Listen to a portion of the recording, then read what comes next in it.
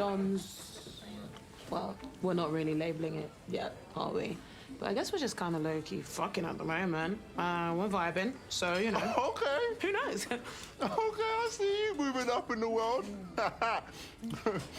Not up. On the face of it, Rye Lane sounds like a formulaic romantic comedy. A recently heartbroken boy meets a slightly less recently heartbroken girl, and they spend a day fermenting the seeds of love as they go on twee adventures across South London. I'm not here to tell you that this plot isn't typical for a film like this, or that structurally Raine Allen-Miller's feature debut doesn't take relatively few risks. But who's coming to romantic indies for exciting new plots anyway? This is a genre built on chemistry, performance and writing, and in those areas Rye Lane absolutely succeeds. Nathan Bryan and Tom Mellier had worked together a couple of times prior to penning their first movie, most notably as writers on the Sky comedy series Bloods, which is popular enough that I've actually heard of it. But even learning this now, the assuredness with which they approached the pacing of a full movie is still surprising. At a svelte 82 minutes, they seem to have brought the right lessons across from TV comedy, adopting a get in, make jokes, get out approach to a lot of scenes that works just fine. However, while brevity may indeed be the soul of wit, actually being funny is nice too. And in that respect, the pair have exciting futures ahead of them if this is anything to go by, because this is really, really funny. But where I think Rye Lane truly excels is in the marriage of script and direction. Bryan and Mellier establish a broad sense of place with slang and location, but it's Raine Allen-Miller and cinematographer Olan Kaladi who root the movie so firmly in South London as a setting. It was the director's choice to shift the location from Camden to south of the River Thames, and it's immediately clear that Allen-Miller has tremendous affection for the streets of Brixton and Peckham. But it's not just a case of familiarity with geography. There's a lovingness with which Rye Lane renders its background characters that makes the setting come alive. Blackness in this area is not treated as a single monolithic culture, but instead a varied and refreshing melting pot of different backgrounds and interests. So that when you walk with our leading couple through these locations, they feel alive, and you feel invigorated by experiencing them through this love story.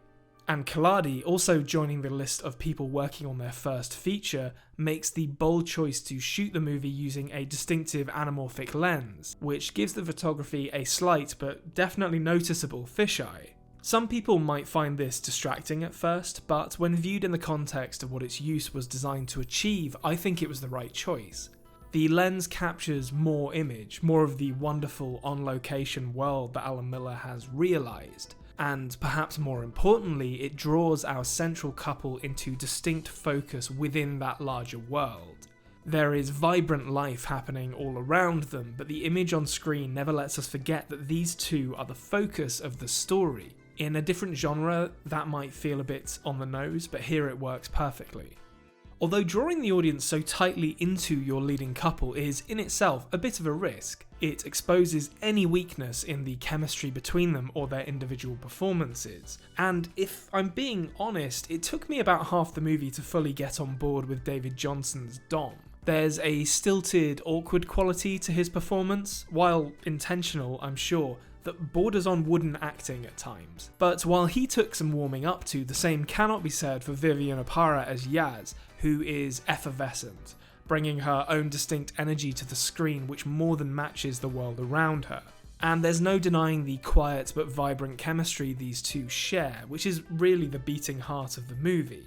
It's so obvious that the fact that Allen-Miller keeps it relatively understated should be commended, because this could have ended with loud declarations of love at first sight, but by keeping things grounded, it maintains the ties to the realism of the world around them.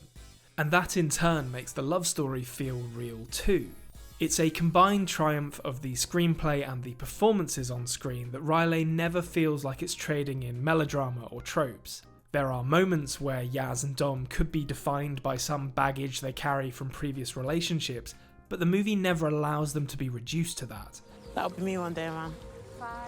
Couple rich ex-husbands, menstruation a distant memory, sat out in the park with both my legs behind my head. It's just beautiful.